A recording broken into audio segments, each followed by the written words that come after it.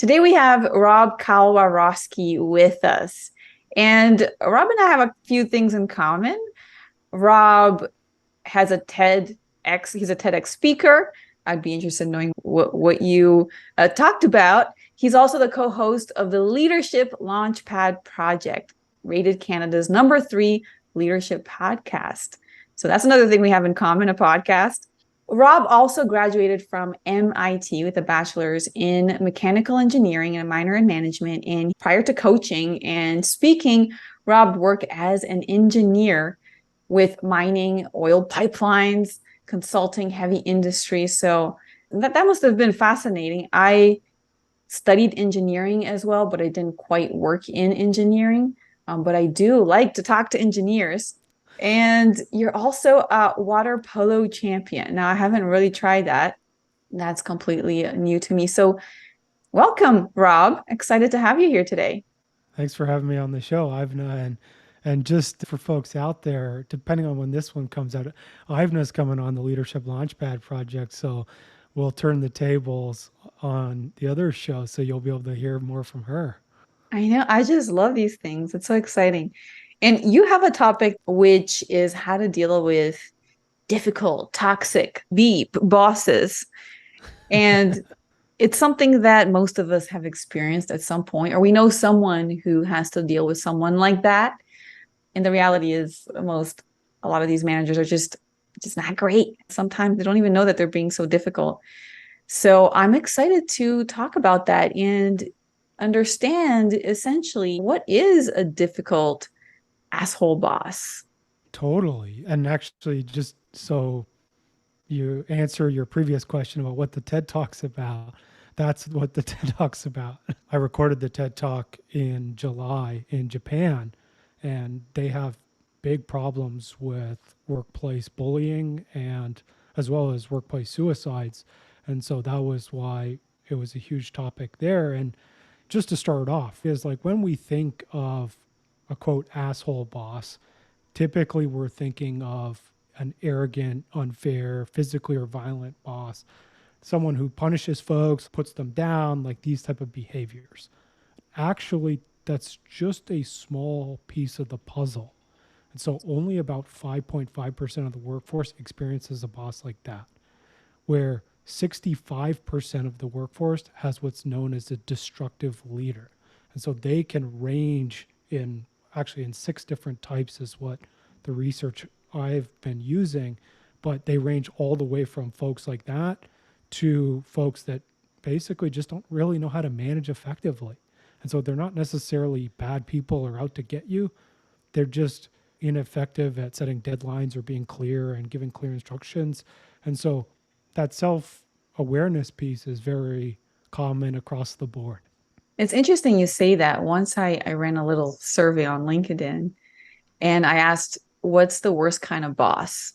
Is it one that is people pleaser, passive, and just doesn't speak up on behalf of anyone, just doesn't have the courage to speak up? Or is it like an aggressive, on your face, dominant type? Or is it the passive aggressive, somewhat vague type? And guess what? The kind of boss that people thought was the worst, it was the passive aggressive type. Totally. Yeah. And the passive aggressive type, they exist clearly, obviously, right? They're about 8.2% of the workforce experiences a passive Oh, aggressive really? boss. It's not uncommon. Actually, the most common one is called the abusive narcissist. And you can think of them similarly to the first boss we talked about, but they're very much, it's all about me. I'm going to put people down. I'm going to take credit. I'm going to avoid blame because I want to be the boss, the great big guy, right? And I think that's about 20% of folks have a boss like that. And they're very typical in media when you look at watch movies or watch sports teams, like you see coaches like that and bosses like that. And unfortunately, a lot of folks have to deal with those. So 20% are these narcissists. I want to show off that I'm the boss and have the power and authority. You said there's another small, I think it was 5% that are the aggressive types. Yep. What are the other types of bad bosses out there? Yeah. And so we started off with what's known as the arrogant and violent Very. type. Those are I call them the Darth Vader types. Or even, I use this example, Gordon Ramsay, but then folks are saying he's changed his leadership style lately. And so I was saying like early Hell's Kitchen Gordon Ramsay style. And then and then we talked about the narcissists, right? So they're about 20%, the passive aggressive folks about 8%. Then we have the passive egocentric. So they're another combination type. So they're taking credit, but behind your back. And it's narcissistic, but it's not in your face. And my mom once said to me early in my career, she's put your name on all your slides and put your name on your reports. And it's obviously that doesn't necessarily help because you can just change it. But taken her work during her career, and that's a thing. People do that. And then there's the two types that I talked about at the beginning, which are they're known as passively destructive. So they're not necessarily out to get you like the other groups. And one is called the cowardly boss. They're the ghost manager is the best way to think of them. They avoid decisions, avoid responsibilities. You try to get clear answers, and they'll be like, "Oh, it's upper management's decision," or "I don't want to micromanage, so you figure it out." Those are some key phrases that they use. And finally, it's the messy bosses, which are around 14%, which they're the ones who just don't know how to manage. And so it's not that they're out to get you. They're not going to say mean things about you or take credit for your work. It's just they'll just say something like, "Ivna, I want you to do this project," and then they'll walk away. And it's when's the deadline? What specs do you want? What's the deliverable? And they just don't really have that in their mindset. And so it's just here you go. And then if you try to get clarifications, maybe they don't know. And so generally around those folks, you have a bunch of confused team members. Interesting. So I've definitely experienced a lot of the passive destructive. And in each one of them have their own challenges, right? Very different. And each one probably requires, and you're going to be talking about how to deal with these different types of bad bosses, which I'm very curious to hear about. But the reality is, I'm guessing that I mean, the majority of the bosses has one of these characteristics, one of these limitations. So 65% of the workforce has one of these destructive leaders. And so about 35% of the workforce doesn't. And so they have what's known as a non-destructive leader in the research. And these are the folks like Gallup talks about, like ways to engage folks, right? And it's like being a coach versus a boss, being talking about strengths and trying to develop your people and really reinforcing purpose and meaning and values. And those are non-destructive behaviors, and those are like what folks want out there in the world. Unfortunately, it's not as common as we would hope. Does it get better as people move up in the ranks and they become more senior leaders? I don't have research on that, but I would hazard to guess no. And the reason for this is a lot of the work that we do at Elite High Performing is around mindset.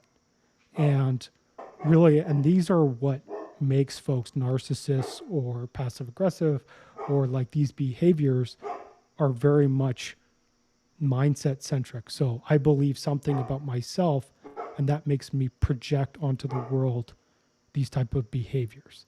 So typically, if we were looking at a narcissist, they would feel some insecurity about themselves, and therefore that's why they dominate folks. Those people actually progress up the ranks. Jeffrey Pfeffer, Stanford business professor, just released a paper about how narcissists actually climb the ladder more effectively and faster than everyone else. And for you just mentioned for your show that the listeners are very much about trying to get speaking up. Narcissists don't have a problem with this. They speak up, they talk about how great they are, they dominate others, they take credit for other people's works, and this is why they advance up the ranks.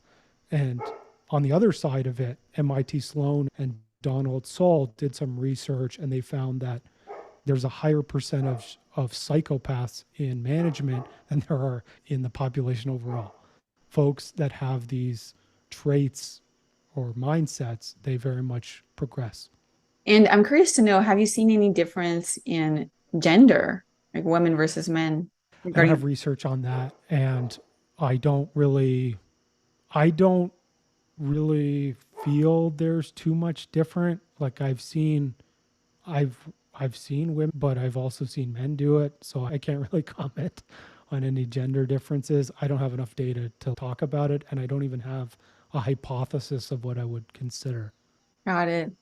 And when it comes to the passively destructive types of toxic bosses, you said that there's always a mindset that drives their behavior. What's the mindset there? What makes them be destructive? Yeah, and I think if we look at cowardly bosses, sometimes these are the beliefs, right? As maybe I don't deserve to be in a management position, so I'm going to avoid making decisions, or I'm not worthy, or I'm not accepted. And it's you could have that imposter syndrome stepping in for folks into their mind, and that's why they're like, I can't actually tell folks how to do their job because who am I to tell an expert how to do their job?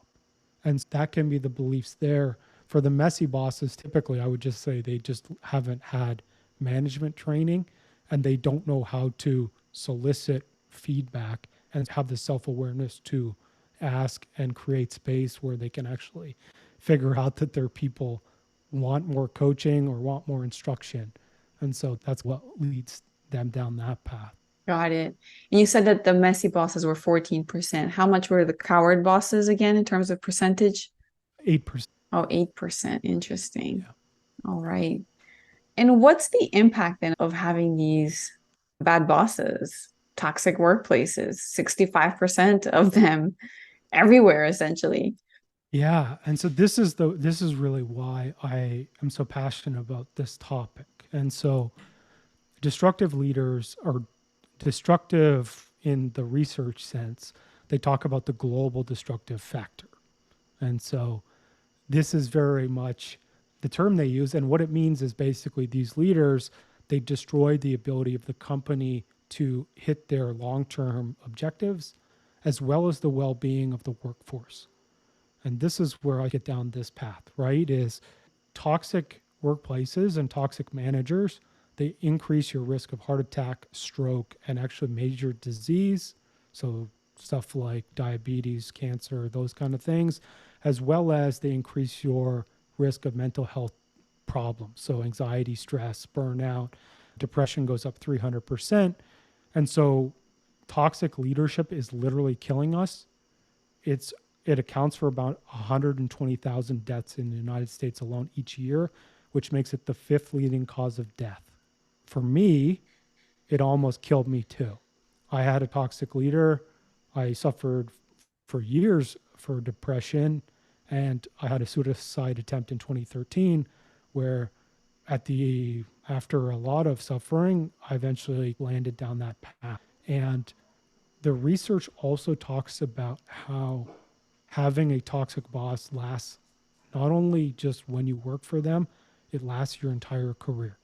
And so they just did a study, came out of the NBA actually, and they talked about folks that had a bad coach early in their career, and it lasted their entire career. They had lower performance, increased technical fouls for 10 years. And so I experienced that. I had about even after I left that boss, I still suffered for about 8-ish more years until I really did a lot of deep trauma work to help me get out of that piece. That's really why I'm so passionate about it. And it's not just this element of, oh, yeah, you just quit your job and you're fine. It's this can last for a long time. That's pretty severe. I didn't realize these statistics that show how strong and semi-permanent the impact of these difficult toxic bosses are. And I'm sure most bosses don't even realize that they're having that impact on people, and your personal experience as well, right? That's a long time. The years where you were suffering through with that toxic boss, plus the 8 years after that, and the amount of work that you had to go through to free yourself from that, it's significant. And it's funny, right? It's funny and it's sad, but we don't talk about this. Like I didn't know any of this until the last couple of years when I've really been digging into it to craft talks and keynotes and do TED, right? And there's a ton of research out there about the detrimental impacts, and yet we don't even talk about it. And here's the other side of the coin. We don't even train leaders. Like Harvard Business Review has a study, and it's the average leader gets training at 42, but they become a supervisor at 29. So there's a 13-year gap between when they're promoted to actually when they get leadership development. And the other side of that is 75% of that leadership development is ineffective because it doesn't address the mindset. And so if first off is like you've built a habit for 13 years along how you manage, and then you're getting training that doesn't even work necessarily. No wonder we have a huge problem. And then no wonder we're not even getting great results. 8.8 trillion is lost to disengagement. Yeah, because we don't train folks to be a leader. We train people to work at McDonald's, and lawyers and doctors and tattoo artists and hair cutters. Everyone gets training, but we just think that you're just born a leader. Welcome to management. Yeah, no one's born a leader. It takes a lot. And you're right, it takes a lot of reflection to develop the mindset and the skills to be an effective leader and avoid a lot of the issues and that lead to being a toxic boss. I can only really think of one. There had 13 leaders or managers, and I can only think of one out of those 13 that did not have any of those problems that you just talked about. And by the Yeah, I'm way, he was my sorry. hero. I'm sorry. We're trying to do our best now to change that. And so it's a wonderful mission that you have.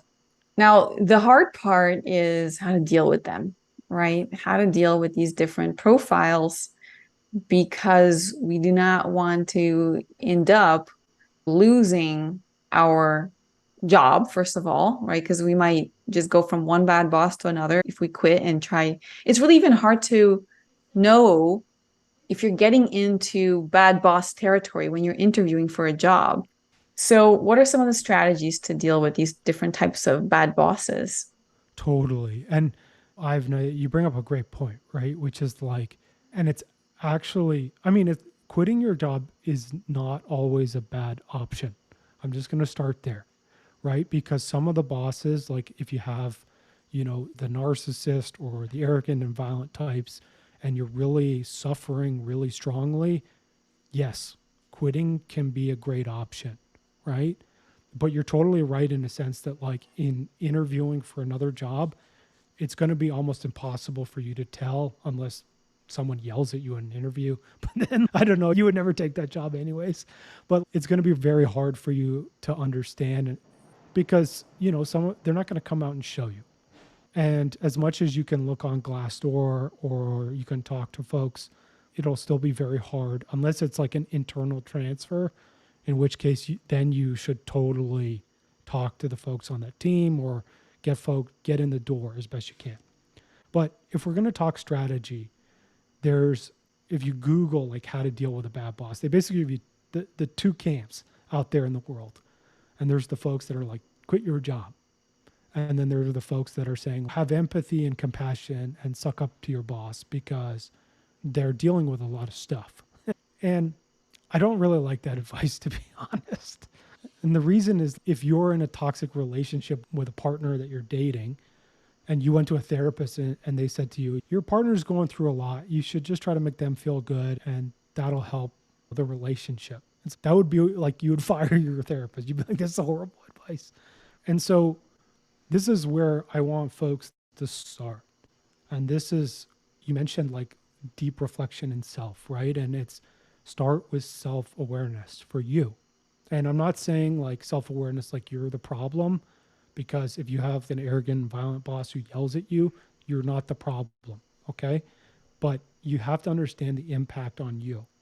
Because let's say you have a messy boss or a cowardly boss that, maybe they're not effective managers, but they're not necessarily out to get you.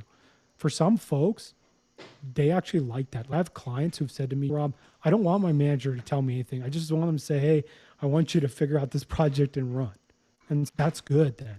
The other side of it is, let's say you're brand new to the organization or you're new doing whatever job it is, and your manager just says, hey, figure this out. And you're like, that can be very catastrophic to yourself. And so starting with self-awareness is very good. What are your goals in your career or in your life? What values do you have? these questions that we need to answer about who we are and where we want to go. And everyone listening to this is already going to think they're self aware because that's what the research says. The research says 95% of people think they're self aware when only about 12 to 15% of people actually are. And if you think you're self aware out there, yes, you do.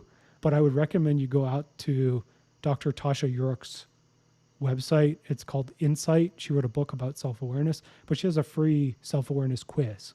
And so you get to take it, and then you get someone close to you to take it about you. And it measures the two sides of self awareness, internal and external. Start there, it'll help you. But that's really starting to understand what's the impact on me. And then it's also starting to understand what's going on up here in my mind. Because let's say my boss comes to me, Ivan, and they say, "Hey, Rob, your work's garbage. Like, you're a terrible employee," right? If I start to understand, is this starting to diminish my self worth, or am I getting super triggered by this, or what's going on in my mindset where I am starting to lose who I am? And this is what happened to me in my job. Was like I started going, I don't understand. Like, I don't understand reality anymore because I think these are how I navigate the world. Like, I was putting up results, but yet my boss was telling me that I wasn't. And so I was starting to question, like, I didn't understand what was going on. And so this is where you start. I didn't know, but I started going, what am I supposed to do? Like, how does the world work? Who am I to be in this world? And then that's a slippery slope down to, does my life have any meaning? And start with this and this first, you. Now, once we start to cultivate that, that also allows us, and I know this is the part that you're going to say, but setting boundaries, right? And I had this debate, actually, I had a comment on LinkedIn yesterday, which I talked about it. But the person said, I had posted a video about having a passive aggressive boss who takes credit for your work and saying, hey, this is behavior is unacceptable, and setting a firm boundary. And the guy was like, Rob, will this make their behavior worse? Sometimes yes, and sometimes no. But ultimately, if you believe that you deserve a healthy place to work and that you deserve a job that doesn't hurt you when you show up and that you get credit for your own work, you will set a boundary. And if they don't, like, if they keep jumping over that boundary or they get worse and they start berating you, you will leave because you go, hey, I don't accept this. And that's why I want folks to be there, is be here in self first. That will help you set appropriate boundaries for you. And this could also mean, just if you have a messy boss, it's like, hey, can you give me details, instructions, clarifications from what you want, right? All the way to when someone's yelling at you, just standing up and being like, I'm not accepting this. I'm out of this room. The range of that is very wide, just like the range of bosses. And that's basically the advice, is set appropriate boundaries, when lean into self, understand what's going on upstairs in your own mind, and then set boundaries as appropriate and coach your leader as appropriate. And if you have the folks like an abusive narcissist or an arrogant and violent boss who are just going to create an incredibly toxic place, then yes, leaving is the best solution.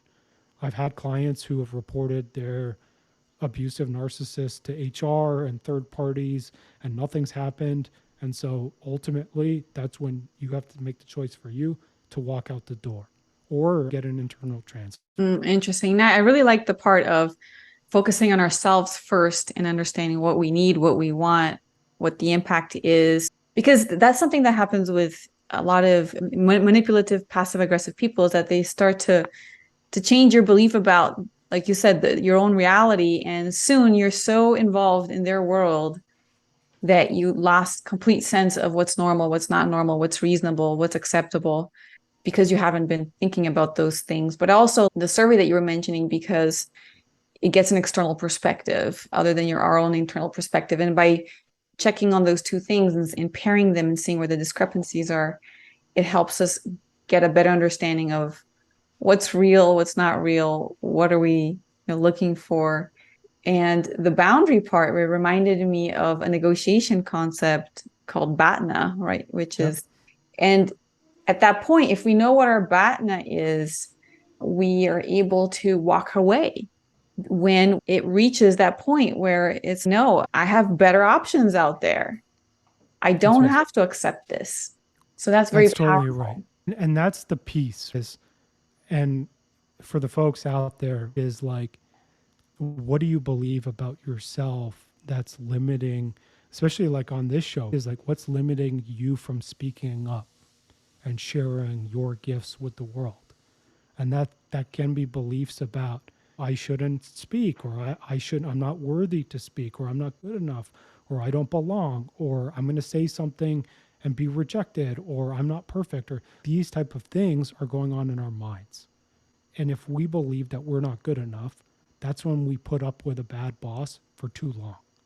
That's when we take a crappy deal in a negotiation because we don't ultimately believe that we deserve more or the right or the fair amount, right? But if we can cultivate our own mindset where we believe, hey, you know what? Like, I actually deserve a fair, healthy work environment, then it's not this huge deal to walk away. It becomes a very simple, logical decision. You have to work out the facts like your finances and family situation and all those things. But actually, that's the easy part. It's really the easy part, right?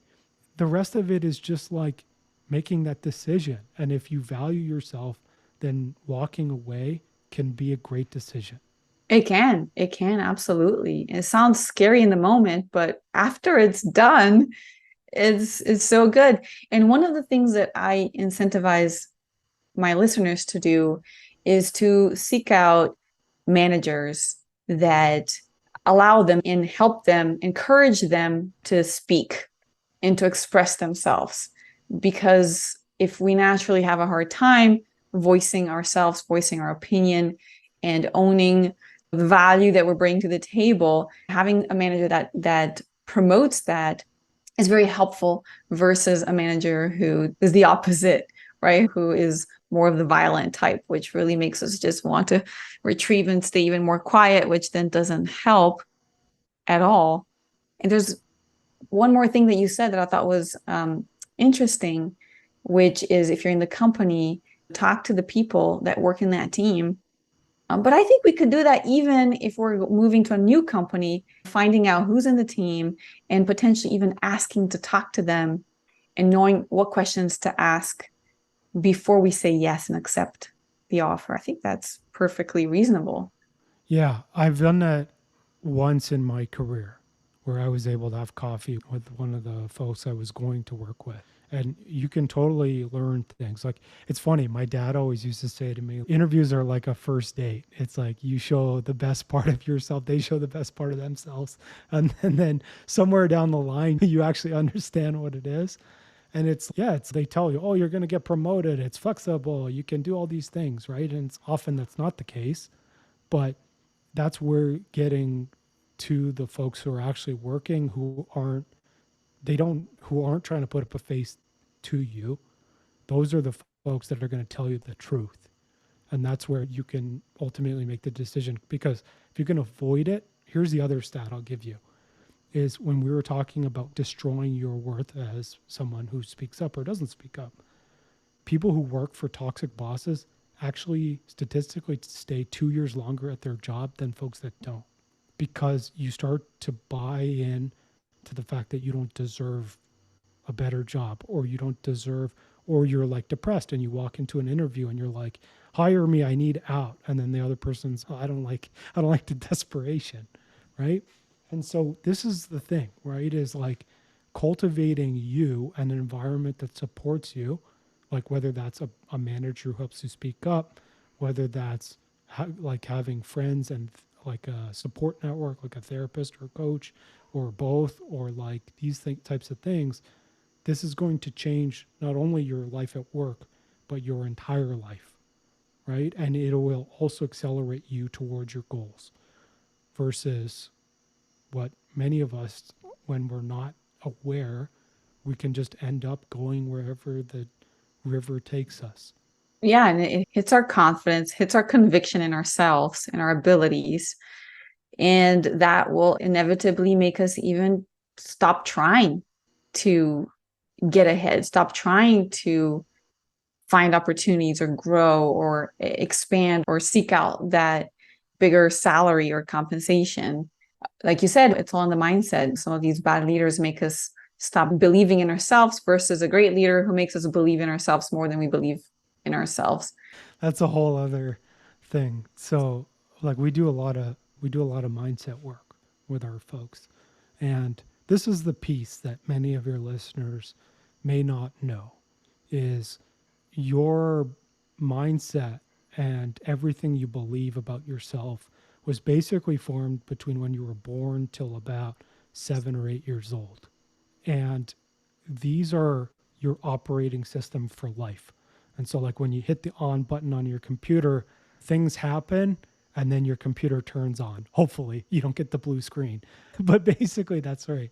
And so, as we go through life, we are using beliefs that we learned when we were a child, interpreting events as children, as now we're 30, 40-year-old folks who are either running companies or working in big jobs with big boy and big girl pants on, or managing teams, or all these things, right?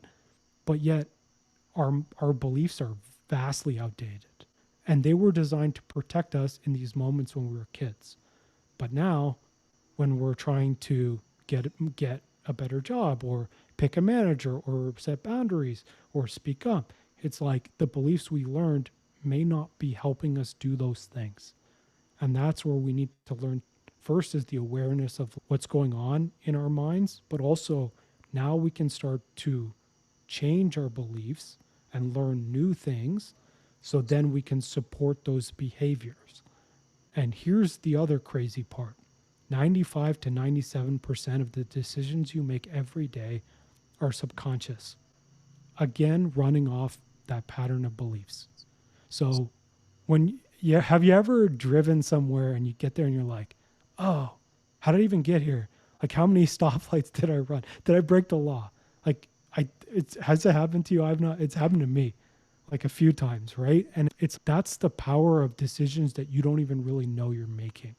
And often we're taught as kids is just kind of stuff it down and push through the fear or push through the pain or speak up. You feel that resistance, but like just do it anyways. And really, you're like, it's like pushing a rock up a hill. But when we can change our minds, the rock rolls down the hill and we're just going where we need to go.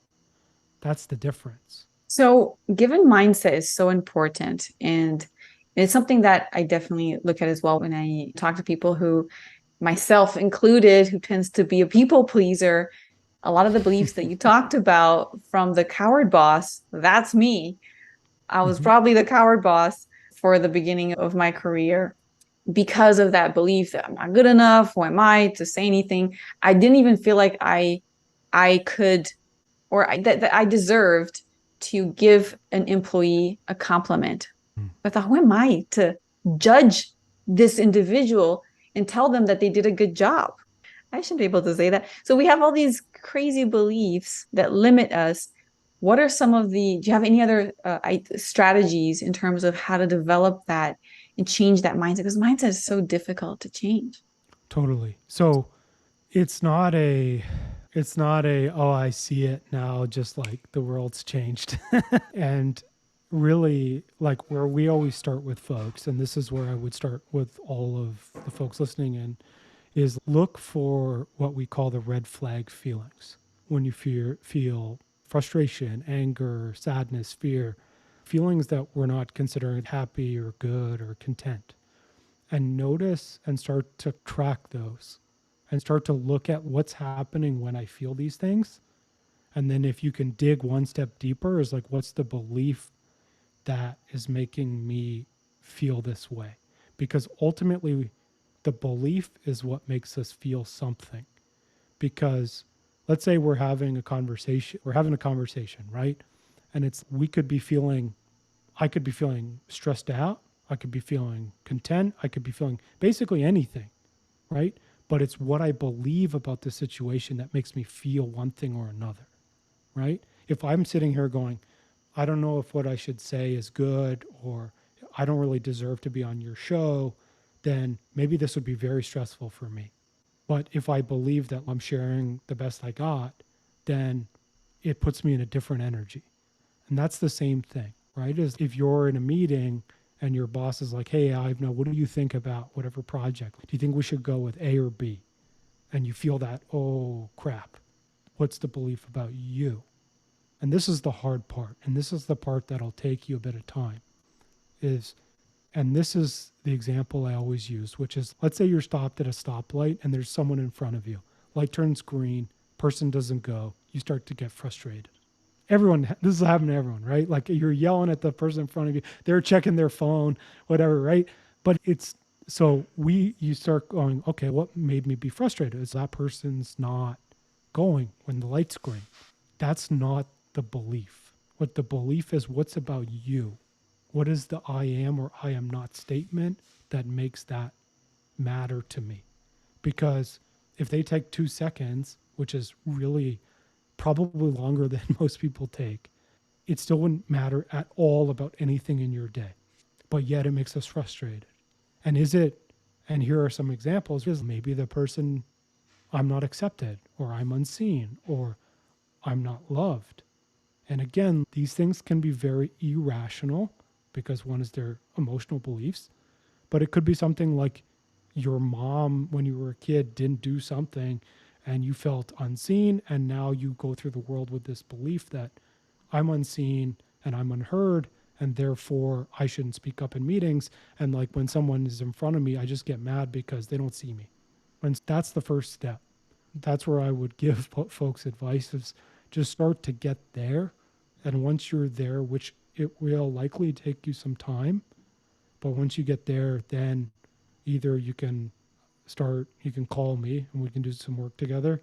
You can go to therapy. There's a lot of options on the back end, but very much start with the self-awareness and the just understanding the beliefs first, because that's really the hardest part.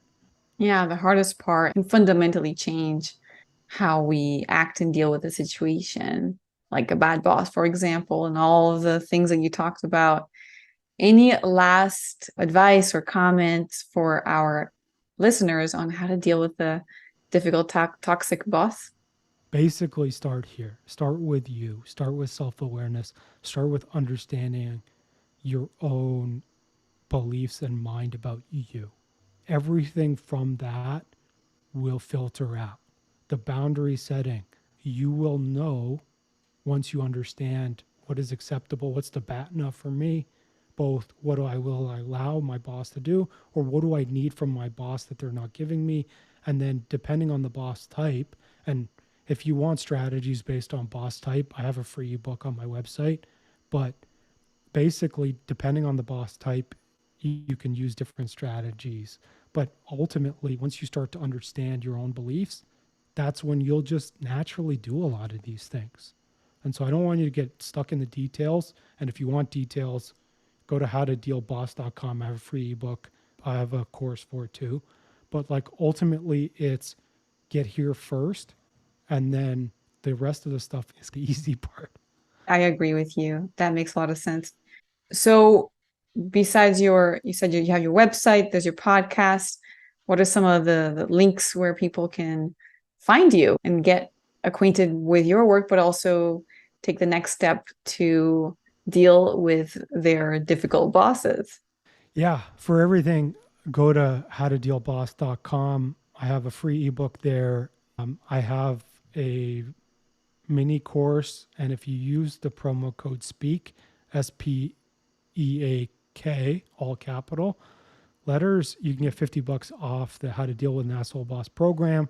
It'll start you on your journey with mindset and self-awareness. And then it'll give you some of the practical strategies for each boss type. So you can get that there. But also you can check out there if you're looking at corporate leadership programs that we do at Elite High Performance. It's all on my same website. So you can check that out, howtodealboss.com. And then my social media is all there as well. I'm on LinkedIn, TikTok, Instagram, and that's it. Yeah, I'll make sure I link those all in the description box below. And I'm so glad, Rob, that you got out of that toxic. You were under the influence of this toxic boss for so long. I'm glad that you were able to finally escape and now help other people do the same. Thank you. It was funny when I was thinking about the TED Talk a few days ago, and I was like, it was really a talk I made for me when I was 25. And somehow it took me 10 years to write it. Yeah, I think you probably needed to process it all before you were ready to put it out there. But Yeah, yeah, it was a lot of work, but we got there. So, yeah, thank you so much for having me. And yeah, folks out there, put this stuff into play because honestly, having a great boss will change your life just as having a bad boss will also change your life, but not in a great way. that's true. That's very true. Thank you so much, Rob. Thanks, Ivna. And I'm looking forward to having you on the Leadership Launchpad. I am. I certainly am.